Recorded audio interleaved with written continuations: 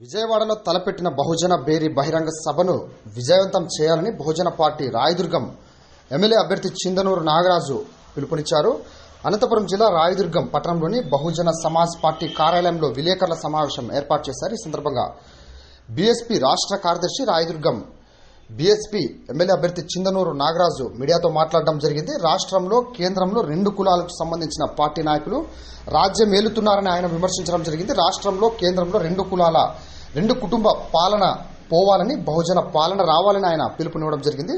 విజయవాడలో జరగబోయే ఈ నెల 15వ తేదీన బహుజన బేరీ బహిరంగ సభకు ముఖ్య అతిథులుగా నేషనల్ కోఆర్డినేటర్ ఆకాష్ ఆనంద్, రాంచీ గౌతమ్, రాజ్యసభ సభ్యులు ఆంధ్రప్రదేశ్ ఇన్ఛార్జి రాంచీ గౌతమ్ ఇచ్చేస్తున్న సందర్భంగా ప్రతి ఒక్కరూ ఈ సభను జయప్రదం చేయాలని ఆయన మీడియాతో పిలుపునివ్వడం జరిగినది.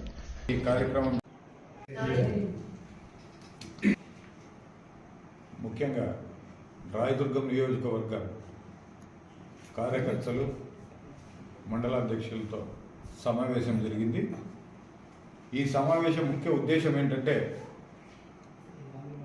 ఈ నెల 15వ తేదీన కాంచీరామ్ గారి జయంతి. ఆ సందర్భంగా విజయవాడలో బహుజన బేరీ అని ఒక భారీ ఎత్తున బహిరంగ సభ ఏర్పాటు చేస్తున్నాం. ఆ సభకి నియోజకవర్గం నుంచి నాయకులు, ప్రజలు, బహుజనులు వేలాది మందిగా తరలి రావాలని చెప్పేసి ఈరోజు ఈ కార్యక్రమం చేసి వీళ్ళకు ఇక్కడున్న లీడర్లకి వాళ్ళ వర్క్ని వాళ్ళకి అప్పగించడం జరిగింది.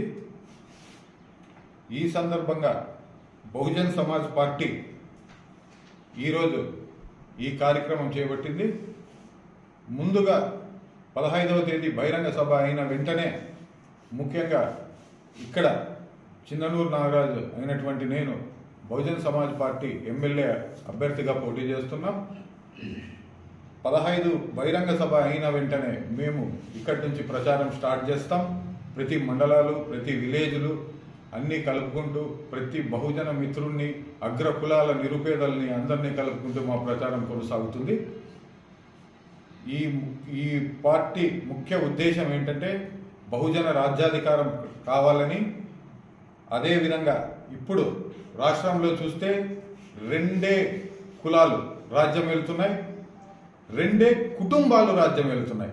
అవి ఏంటబ్బా అంటే, ఒకటి కమ్మ, ఒకటి రెడ్డి.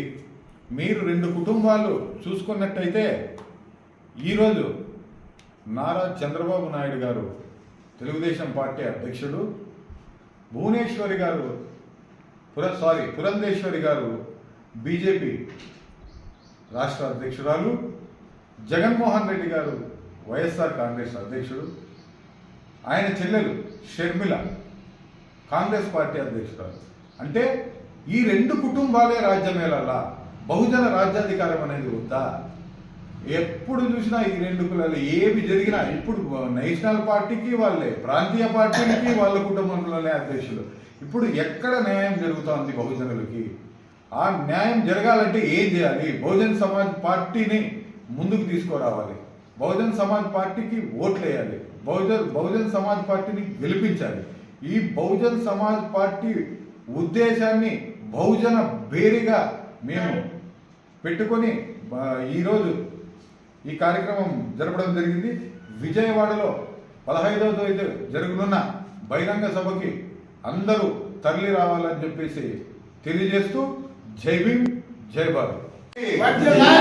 వర్ధిల్లాలి బహుజన్ సమాజ్ పార్టీ, వర్ధిల్లాలి Bahujan Samaj party.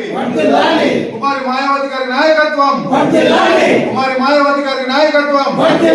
SC ST BC మైనారిటీల ఐక్యత, ఎస్సీ ఎస్టీ బీసీ మైనారిటీల ఐక్యత.